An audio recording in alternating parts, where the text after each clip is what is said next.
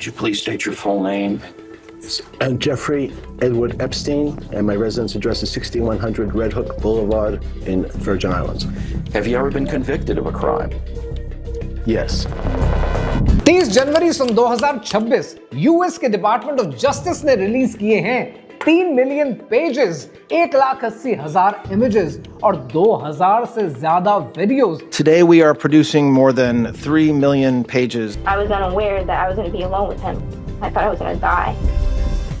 I was 14 years old. I was 16 years old. I was 16. 17. 14 years old. This is me. This was me. This is me. When I met Jeffrey Epstein. This is me when I met Jeffrey Epstein.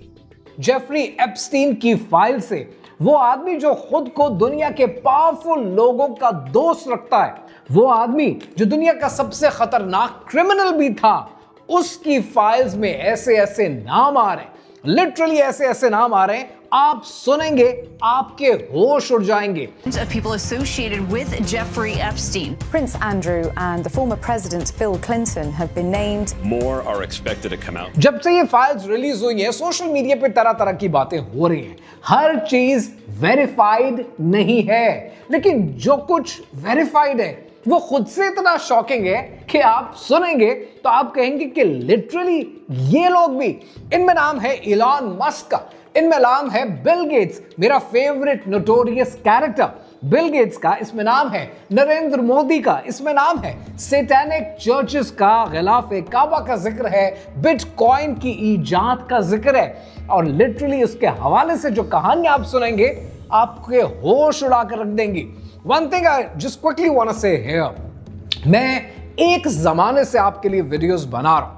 मैंने आपके सामने expose किया satanic rituals को, मैंने Bryce Taylor की कहानी सुनाई, उसके अब्यूज की कहानी सुनाई और आपको बताया कि कैसे पावरफुल लोग और एलीट और दुनिया के लीडर्स अपने गुनाह छुपाने के लिए मासूमों का इस्तेमाल करते हैं. मैंने दज्जाली फितने के हवाले से आपसे बात की, गज्जा के हवाले से आज तक बात कर रहा हूं, फेक कंट्री के एट्रोसिटीज को मैंने एक्सपोज किया और इंशाल्लाह आगे भी करता रहूंगा. मैंने बाल और मर्डॉक की जो इबादत चलती है इसके हवाले से बात की, वैक्सीन्स को डिबंक किया. I have done a lot. लेकिन जब भी मैंने ये बातें की हैं मुझे बैकलैश आया, और वो बैकलैश एक लेवल पर इतना हो चुका था कि literally it was probably I against the national belief और रादर एन इंटरनेशनल बिलीफ. लेकिन मैंने क्या किया, मैंने अपना काम बंद कर दिया? नहीं, मैंने अपना मामला अल्लाह पे छोड़ा, चिल किया, रिलैक्स किया और दोबारा अपने काम में लग गया. मैं अपना काम करता रहा और आज आपके सामने एक एक करके ये गिलाजत सामने आ रही है और अब आपको पता चल रहा है कि दुनिया किस डायरेक्शन में जा रही है.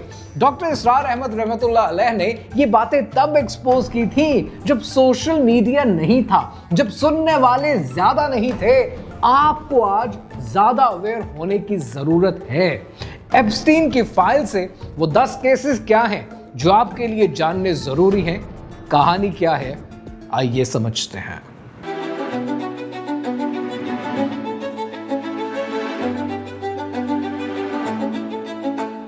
सबसे पहले देखते हैं इलॉन मस्क की एंगेजमेंट को. और इलॉन मस्क ने 2019 में वैनिटी फेयर को इंटरव्यू दिया और कहा कि Epstein tried repeatedly to get me to visit his island and I refused to attend a party on Epstein island. ये तो बात है जो इलॉन मस्क ने कही है, लेकिन जो डीओजे ने फाइल्स रिलीज की हैं ये तो कुछ और ही बात करती हैं. ये फाइल्स बात कर रही हैं कि नवंबर 24, 2012 इलॉन मस्क को एप्स्टीन ने ईमेल लिखी है और एप्स्टीन पूछ रहा है कि हेलीकॉप्टर में कितने लोग आ रहे हो, जिस पर इलॉन मस्क ने अगले दिन जवाब दिया है कि प्रोबेबली मैं और टलूला, जो कि उस वक्त उसकी बीवी थी, हम शायद 2 होंगे. और साथ ही सवाल पूछ लिया इलॉन मस्क ने कि ये बताओ कि तुम्हारे आइलैंड पे सबसे वाइल्डेस्ट पार्टी वो किस दिन होती है. कि वो आदमी है जो कह रहा है कि मैंने रिफ्यूज कर दिया, मैंने उसको मना कर दिया. दिसंबर 25, 2012 क्रिसमस डे पर इलॉन मस्क एप्स्टीन को ईमेल लिख रहा है और कह रहा है कि मैं पागलों की तरह काम कर रहा हूं, बच्चे आए हुए हैं और जरा ये बच्चे चले जाएं तो I really want to let loose और I really want to hit the party scene. मैं आना चाहता हूं पार्टी में, मुझे तरीका बताओ. ये वो आदमी है जो कहता है मैंने रिफ्यूज कर दिया. फिर दिसंबर 2013 के अंदर इलॉन मस्क कहता है कि मैं ऑलरेडी सेंट बार्ट्स के एरिया में होऊंगा हॉलिडेज के लिए, is that a good time of the year for the party, जिसके ऊपर एप्स्टीन कहता है कि 1 तारीख से लेकर 8 तारीख के बीच में कभी भी आ जाओ, अच्छी पार्टी हो जाएगी। और ये बात है दिसंबर 2013 की, जिस पर इलॉन मस्क कहता है कि मैं 3rd को आ सकता हूं, और जवाब में एप्स्टीन लिखता है कि बैड न्यूज। 3rd को क्या सिचुएशन है? Bad news, unfortunately my schedule will keep me in New York. तो मना किसने किया? इलॉन मस्क ने मना किया या मना किया है एप्स्टीन ने? इंटरेस्टिंग बात यह है कि इलॉन मस्क का क्लेम बोगस साबित होता है। Unfortunately my schedule will keep me in New York, ये मना किया है एप्स्टीन ने। लेकिन दुनिया पता क्या करती है? दुनिया इलॉन मस्क को पहले भी पूछती थी, आगे भी पूछते रहेंगे, खास तौर पर हमारे नौजवान। क्यों? क्योंकि पैसा है।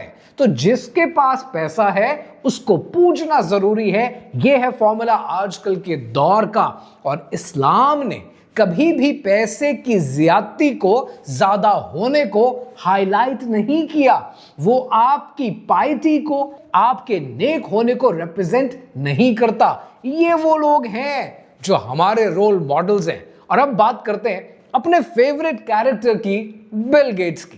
अब देखते हैं जरा बिल गेट्स का केस, क्योंकि बिल गेट्स का केस बहुत डिस्टर्बिंग है। आपको याद होगा कि इसके हवाले से मैंने कितनी रील्स बनाई है, इन साहब को एक्सपोज करने की कोशिश की है, और मुझे आगे से जवाब मिलता था कि बड़ा अच्छा आदमी है, वैक्सीन्स देता है। ये वैक्सीन्स देने वाला आदमी बहुत दफा एक्सपोज कर चुका हूं, इनकी इन्वेस्टमेंट्स को एक्सपोज कर चुका हूं कि कितने अच्छे आदमी हैं, कितने बड़े सॉफ्टवेयर गुरु हैं। सब चोरी का माल है। छोटी कंपनी से सॉफ्टवेयर को लेकर उसे माइक्रोसॉफ्ट में मर्ज करते हैं, स्टॉक प्राइसेस को मैनिपुलेट करते हैं, पॉपुलेशन कम करना चाहते हैं, and the list goes on. इन्होंने जहां जहां पर इन्वेस्टमेंट कर रखी है ना, कभी डिटेल में उसको पढ़ने की कोशिश करें, आपके 14 तबक रोशन हो जाएंगे। बड़ा अच्छा आदमी है। फाइल्स में एप्स्टीन की ड्राफ्ट ईमेल्स मिली है जिसमें वो लिखता है, और ये जुलाई 18, 2013 की है। वो लिख रहा है इन ईमेल्स के अंदर, ये ड्राफ्ट ईमेल्स हैं तो शायद उसने अभी भेजी नहीं है। इन ड्राफ्ट ईमेल्स के अंदर एप्स्टीन क्लेम करता है कि बिल गेट्स को रशियन गर्ल्स के साथ एक्स्ट्रा मैरिटल अफेयर की वजह से एसटीडी हो गया, और वो चाहता था कि एंटीबायोटिक्स मेलिंडा को सीक्रेटली दे दिए जाएं। ओ माय गॉड, कितना अच्छा आदमी है, वैक्सीन देता है। ये ड्राफ्ट ईमेल्स है, और इन ड्राफ्ट ईमेल्स में एप्स्टीन क्या लिख रहा है? To add insult to the injury, you implore me to please delete the emails regarding your STD. You requested that I provide your antibiotics that you can surreptitiously give to Melinda. और यहां important बात यह है कि ये Epstein के claims हैं, ये वेरीफाइड नहीं है। ये ड्राफ्ट ईमेल्स हैं जो शायद उसने भेजनी थी, नहीं भेजी, भेजना चाहता था, नहीं भेज पाया। बिल गेट्स के स्पोक्स पर्सन ने कहा है कि these claims are absolutely absurd and completely false. लेकिन, और ये बहुत बड़ा लेकिन है, लेकिन बिल गेट्स की जो बेगम रही हैं, जो कि अब उनकी वाइफ नहीं है, मेलिंडा फ्रेंच गेट्स, उन्होंने 3 फरवरी 2026 को NPR के वाइल्ड कार्ड पॉडकास्ट में एक इंटरव्यू दिया है। और इस इंटरव्यू में मेलिंडा गेट्स ने कहा है, for me it's personally hard whenever these details come up, right? Because it brings bad memories of some very, very painful times in my marriage. Certainly, we can understand that कि ये कोई ऐसी कहानियां नहीं होती हैं जिनको बयान करते हुए इंसान को अच्छा महसूस हो। बट मेलिंडा गेट्स ने आगे पता है क्या कहा? उसी इंटरव्यू में वो आगे कहती हैं कि whatever questions remain there, I cannot even begin to know all of that. These questions are for those people and for my ex-husband. They need to answer these questions, not me. ये Melinda Gates हैं जो publicly कह रही हैं कि Bill Gates को जवाब देना चाहिए। याद है सन 2022 में एक इंटरव्यू में मेलिंडा गेट्स ने कहा था कि एप्स्टीन एक इवल पर्सोनिफाइड इंसान है, और बिल गेट्स को क्लियरली मना किया था कि उसके साथ ताल्लुकात बंद करें। गेट्स के और एप्स्टीन के जो आपस में ताल्लुकात हैं, ये सन 2012 से 2014 तक के डॉक्यूमेंटेड हैं। और एप्स्टीन, ये इंपॉर्टेंट बात है, एप्स्टीन आपको पता है कि कब कन्विक्टेड हुआ, सेक्स ऑफेंडर बना? 2008 में, यानी उसके बावजूद भी इनके ताल्लुकात हैं। न्यूयॉर्क टाइम्स ने 2019 में रिपोर्ट किया कि गेट्स ने एप्स्टीन के न्यूयॉर्क मेंशन में मल्टीपल डिनर्स किए हैं। अब सवाल यह है कि अगर ये सब एब्सर्ड है, फॉल्स है, तो मेलिंडा क्यों पब्लिकली कह रही हैं कि बिल गेट्स को जवाब देना चाहिए? अब आप एक काम करें, अब आप जाएं नेटफ्लिक्स पे, नेटफ्लिक्स खोलेंगे तो वहां पर आपको बिल गेट्स के दिमाग के ऊपर एक डॉक्यूमेंट्री मिलेगी, जहां पर ये भाई साहब कहते हैं कि मैं बहुत बिजी रहता हूं, इसलिए साल में एक थिंक वीक लेता हूं, जिसमें मैं किसी इंसान से नहीं मिलता हूं, किताबें होती हैं और मैं होता हूं। वो थिंक वीक होता है या वो STD वीक होता है, ये इनको क्लैरिफाई करने की जरूरत है। देखिए, यहां पर पॉइंट ये नहीं है कि कोई अपनी पर्सनल जिंदगी में क्या करता है, पर यहां मामला बच्चों का है। ये अंडर एज बच्चों की बात हो रही है, जो दुनिया के हर मजहब के मुताबिक, हर इखलाक के तकाजे के मुताबिक, इंसानियत के मुताबिक इससे गिरी हुई हरकत हो नहीं सकती, और ये सबसे बड़ा क्राइम है। पर आप तो अच्छे आदमी हैं, फ्री वैक्सीन्स देते हैं। आपको पता है इंटरेस्टिंग बात क्या है? इंटरेस्टिंग बात यह कि हमें यह बताया गया था कि कोविड-19 एक अचानक आने वाली आफत है, लेकिन जनवरी 2026 की जो फाइल्स दास्तान सुना रही हैं, ये तो दास्तान ही कुछ और है। इन डॉक्यूमेंट्स में 2011 से लेकर 2014 के दरमियान ऐसी ईमेल्स और ऐसे मिनट्स ऑफ द मीटिंग सामने आए हैं कि जिसमें बिल गेट्स और जेफरी एप्स्टीन एक ग्लोबल पेंडेमिक सिमुलेशन पर काम कर रहे थे कोविड आने से 6 साल पहले। और इन फाइल्स को अगर आप देखें तो ये फाइल्स रिवील करती हैं कि एप्स्टीन ने गेट्स को मशवरा दिया कि ग्लोबल हेल्थ को एक बिजनेस मॉडल में कैसे कन्वर्ट किया जाए।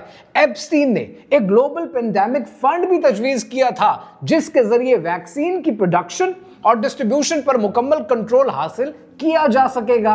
आपने 2019 के इवेंट 201 के बारे में जरूर सुना होगा, जहां पेंडेमिक की सिमुलेशन की गई थी, लेकिन 2026 की जो फाइल्स दिखा रही हैं वो तो ये दिखा रही है कि इस एक्सरसाइज के असली ब्लूप्रिंट 2013 में एप्स्टीन के न्यूयॉर्क मेंशन में तैयार किया गया था। एप्स्टीन ने गेट्स को उन हिडन प्लेयर्स और ऑफशोर बैंक से मिलवाया जो इस इमरजेंसी सिचुएशन में बिलियंस ऑफ डॉलर्स मूव करने के एक्सपर्ट थे। सबसे इंटरेस्टिंग बात पता क्या? सबसे हैरत अंगेज रेवलेशन यह है कि एप्स्टीन की एक जर्नल एंट्री मिली है, और उस जर्नल एंट्री में उसने लिखा है कि bill is convicted, a global respiratory virus is the ultimate reset for the foundations influence. मतलब क्या है इसका? कि बिल मान गया है एक ग्लोबल सांस की बीमारी फाउंडेशन के असरो रसूख को दोबारा सेट करने का बेहतरीन जरिया है। अब यहां पर एक मॉरल क्वेश्चन है। सवाल यह नहीं है कि पेंडेमिक की तैयारी ये कर रहे थे या नहीं कर रहे थे, बल्कि सवाल यह है कि एक कन्विक्टेड सेक्स ऑफेंडर और दुनिया का अमीर तरीन फिलैंथ्रोपिस्ट मिलकर ऐसी प्लानिंग क्यों कर रहे थे जिससे सिर्फ उनका प्रॉफिट और कंट्रोल बढ़ सके? क्या यह महज तैयारी थी या मुनाफा कमाने का एक प्री प्लान्ड बिजनेस आइडिया? अब आते हैं प्रिंस एंड्रयू की तरफ। ब्रिटेन की रॉयल फैमिली का सबसे बड़ा स्कैंडल, एंड्रयू माउंटबेटन विंडसर, जो पहले प्रिंस एंड्रयू था, किंग चार्ल्स का भाई। अक्टूबर 2025 में किंग चार्ल्स ने उसे सारे रॉयल टाइटल से, ऑनर से अलहदा कर दिया। अब वो ऑफिशियली प्रिंस भी नहीं है, क्योंकि जो काम नजर आ रहे हैं अगर तो सच हैं तो ये शहजादों वाले काम हैं भी नहीं।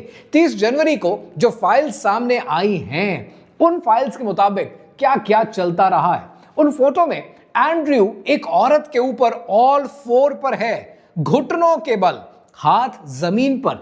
एक फोटो में वो सीधा कैमरे की तरफ देख रहा है और दूसरी में उसका हाथ उसके स्टमक के ऊपर है।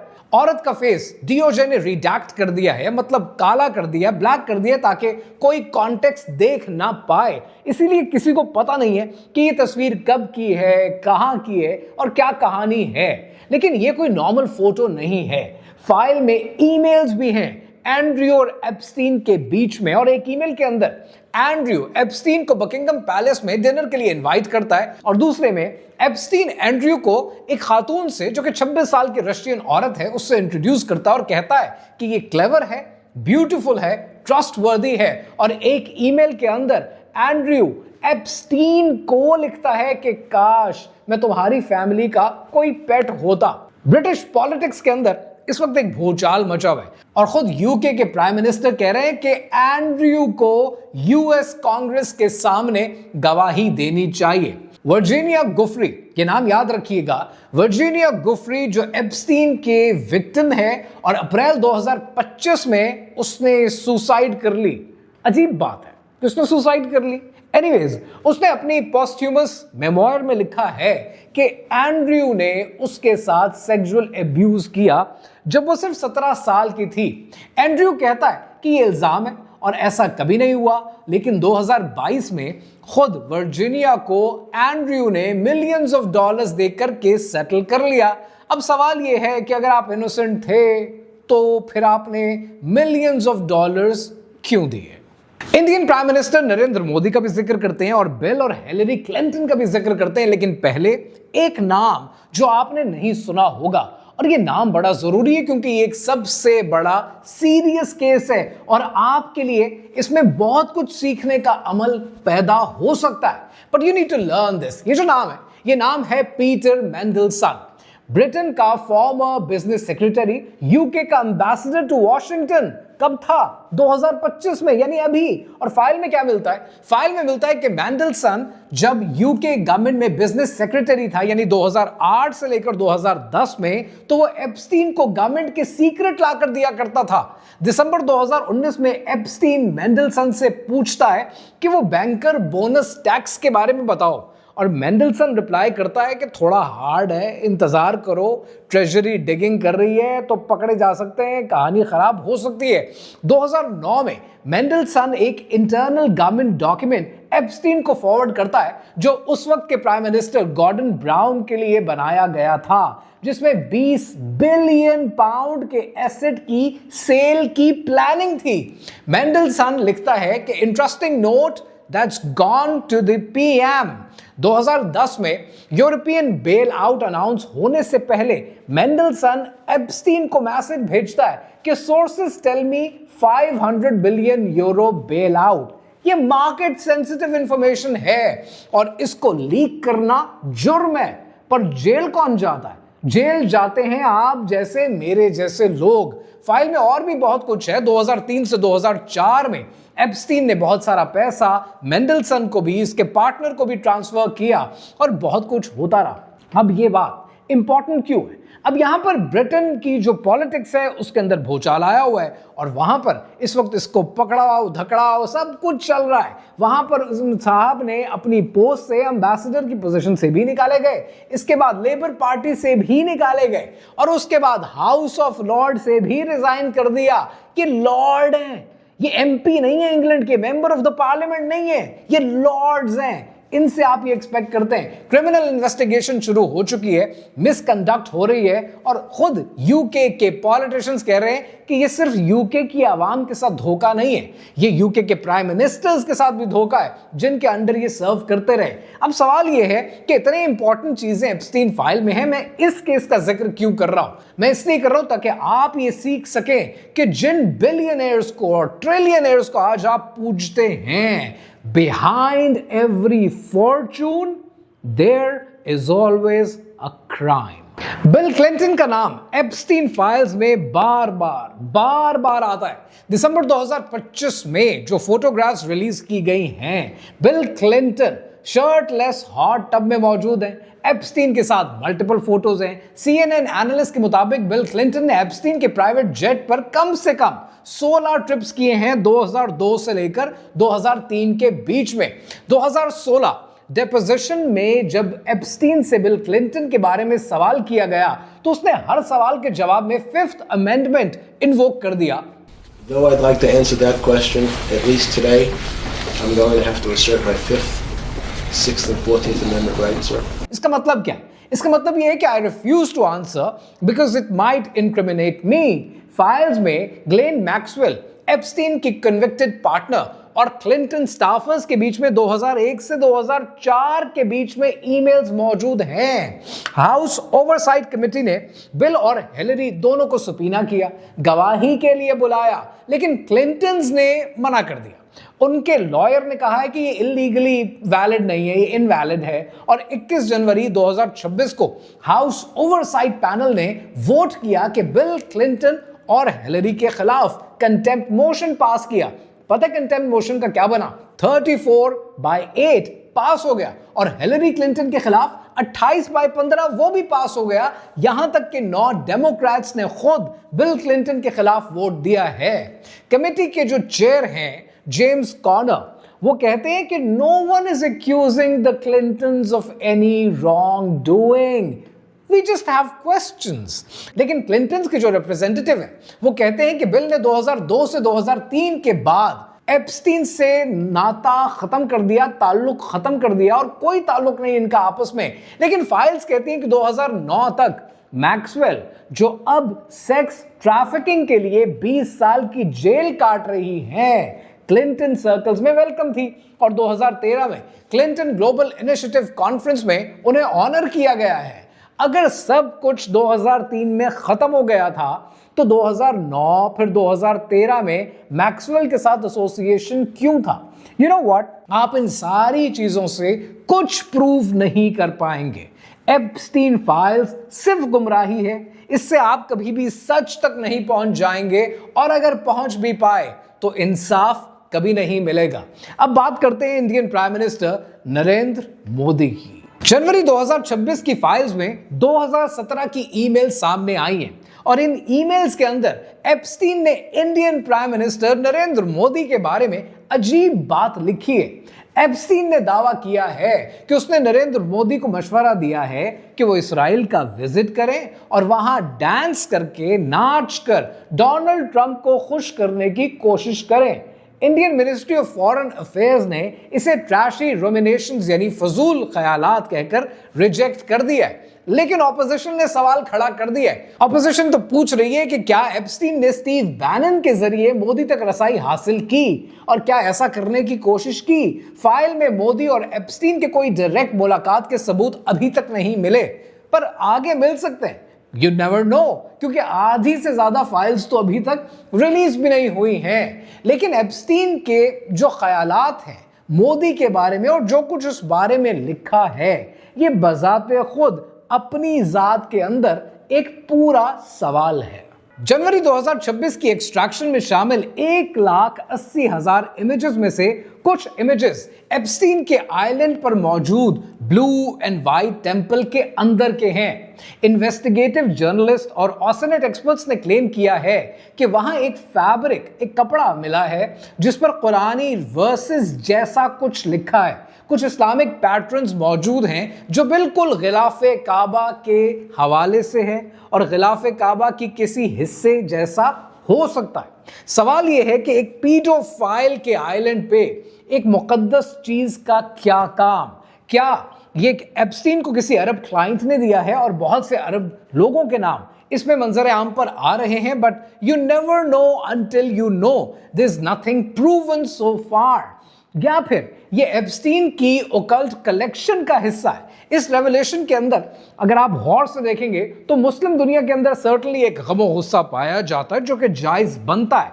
लेकिन शायद मेरी कोशिश ये होगी कि गिलाफा काबा के हवाले से और गिलाफे काबा और एप्स्टीन इकट्ठे एक जुमले में अच्छे लगते नहीं हैं, इसलिए इसके हवाले से ज्यादा बात ना की जाए तो बेहतर है, क्योंकि जितनी ज्यादा बात करेंगे वो गुमराही के जुमरे में आएगा और वो बेहुरमती के जुमरे में आएगा। और यही मशवरा उन तमाम इन्फ्लुएंसर्स को भी मैं दूंगा जो इस वक्त एप्स्टीन फाइल्स को कवर कर रहे हैं। Try avoiding it the best you can. इसी आइलैंड पे सिर्फ एक मंदिर ही नहीं था बल्कि एक छोटा सा स्टोन चर्च भी मौजूद था जिसे मर्डॉक चर्च के नाम से रेफर किया गया है। 2026 की फाइल से पता चला है कि इस चर्च की बुनियाद में साउंड प्रूफ चेंबर्स बनाए गए। आर्किटेक्चरल मैप दिखाते हैं कि चर्च का डायरेक्ट कनेक्शन एप्स्टीन के मेन मेंशन के अंडरग्राउंड टनल के जरिए होता था। डॉक्यूमेंट्स के मुताबिक इस चर्च में आने वाले लोगों की लिस्ट में मीडिया मोगल रूपर्ट मर्डॉक का नाम भी शामिल है। अब ये चर्च क्या था? वहां पर सेटनिक रिचुअल्स हुआ करते थे, वहां पर बाल की इबादत की जाती थी, वहां मर्डॉक को माना जाता था। ये कहानी क्या है? या वहां पर सैक्रिफाइसेस दिए जाते थे। अब ये बातें आहिस्ता आहिस्ता आपके सामने आनी शुरू होंगी। एंड लाइकवाइज आपने पिज्जा गेट के बारे में सुना होगा, लेकिन जनवरी 2026 की फाइल्स ने इसे कंफर्म कर दिया। इन 3 मिलियन पेजेस के अंदर हजारों ईमेल्स ऐसी मिलेंगी कि जिसके अंदर पिज्जा, चीज, हॉट डॉग जैसे अल्फाज यूज किए गए हैं, जबकि वहां उस आइलैंड पर कोई डिलीवरी का निजाम मौजूद नहीं था। वहां पर कुछ ऐसा नहीं था कि आपने किसी ऐप से मंगवा लिया। डीओजे की फाइल्स में एक कोड डिक्शनरी भी मौजूद है और यह दिखाती है कि यह पीडोफाइल नेटवर्क अपने इन कोड्स के जरिए कम्युनिकेट किया करते थे। मसलन चीज पिज्जा का मतलब है चाइल्ड पोर्नोग्राफी। इन फाइलों ने उन लोगों के चेहरे बेनकाब कर दिए हैं जो सालों तक इस सब को कॉन्स्पिरेसी थ्योरी कहकर मजाक उड़ाया करते थे। अब आते हैं उस राज की तरफ जिसने क्रिप्टो की दुनिया में आग लगा दी है। क्या जेफरी एप्स्टीन बिटकॉइन का असली आर्किटेक्ट था या वो सतोशी नाकामोटो के पीछे छुपा हुआ चेहरा था? जनवरी 2026 की फाइल्स में 2008 के कुछ एन्क्रिप्टेड मैसेजेस मिले हैं जो एप्स्टीन के सर्वर से ओरिजिन हुए थे द एग्जैक्ट सेम टाइम जब बिटकॉइन का व्हाइट पेपर पब्लिश हुआ था। फाइल्स रिवील करती हैं कि एप्स्टीन ने MIT में बिटकॉइन इनिशिएटिव को खुफिया तौर पर फंड किया था, लेकिन बात सिर्फ फंडिंग की नहीं है। एक ईमेल में एप्स्टीन ने अपने एक एसोसिएट को लिखा है, The new digital ledger is ready. It will make banks obsolete and our transactions invisible. 2026 की एक्सट्रैक्शंस में सेनेटर रॉन वेडन की टीम ने 270 सस्पिशियस वायर ट्रांजैक्शंस ट्रेस किए हैं जो बैंक ऑफ न्यूयॉर्क मेलन से कोल्ड वॉलेट में गए। एक्सपर्ट्स का क्लेम है कि एप्स्टीन के पास हजारों बिटकॉइंस थे जो उसने तब जमा किए थे जब एक BTC $1 की कीमत के बराबर था। डिस्कशंस तो ये भी चल रही हैं कि एप्स्टीन ने बिटकॉइन को सिर्फ पैसा कमाने के लिए इस्तेमाल नहीं किया, बल्कि ब्लैकमेलिंग के लिए डिजाइन किया था। वो अपने VIP क्लाइंट से डोनेशन और ब्लैकमेलिंग का पैसा क्रिप्टो में लेता था ताकि FBI उसे ट्रेस ना कर सके। फाइल में कुछ ऐसे डिजिटल एड्रेसेस, ऐसे वॉलेट्स भी मिले हैं, उनका जिक्र भी आया है जिनमें बिलियंस ऑफ डॉलर्स पड़े हैं, लेकिन उनका प्राइवेट की एप्स्टीन की मौत के साथ ही दफन हो गया, या शायद आज भी वो किसी ना किसी के पास जरूर है। 3 मिलियन पेजेस, 1,80,000 इमेजेस, 2000 से ज्यादा वीडियोस, और फिर भी डेप्यूटी अटॉर्नी जनरल टॉड ब्लांचे कहते हैं कि there is nothing in there that allowed us to prosecute anybody. Epstein के 19 सर्वाइवर्स ने जॉइंट स्टेटमेंट दी है और वो कहती है कि हमारे साथ ज्यादती हुई, आपने काले कर दिए, रिडैक्ट कर दिए पेजेस, हमें इंसाफ क्यों नहीं मिलता? इन लोगों को क्यों नहीं पकड़ा जाता? इन लोगों से सवाल क्यों नहीं होता? क्या सिर्फ ज्यादती का निशाना बनने, सैटानिक प्रैक्टिसेस का निशाना बनने के लिए हम ही रह गए? और ये आज की हकीकत है। जितनी बातें इस वीडियो में आपने सुनी है, ये सब डॉक्यूमेंटेड है, डीओजे की फाइल्स में है, न्यूज एजेंसीज ने इन्हें वेरीफाई किया है, लेकिन प्रोसिक्यूशन जीरो है। सवाल ये है कि अगर ये फाइल्स कंप्लीट हो भी जाएं, सारा डेटा आवाम के सामने भी आ जाए, तो क्या किसी को पकड़ा जाएगा? शायद हरगिज नहीं। और ये जब बच्चों की एंगेजमेंट होती है, बच्चों की इन्वॉल्वमेंट इसमें शामिल है, तो ये डूब मरने का मकाम है हर उस फॉलोअर के लिए जो अंधाधुंध अपने लीडर को खुदा मानकर उसके पीछे चलना शुरू कर देते हैं, जो इबरत से भी ना समझें, दलाइल भी जो ना माने, जो इबरत से भी ना समझें, दलाइल भी जो ना माने, कयामत खुद बताएगी कयामत क्यों जरूरी थी।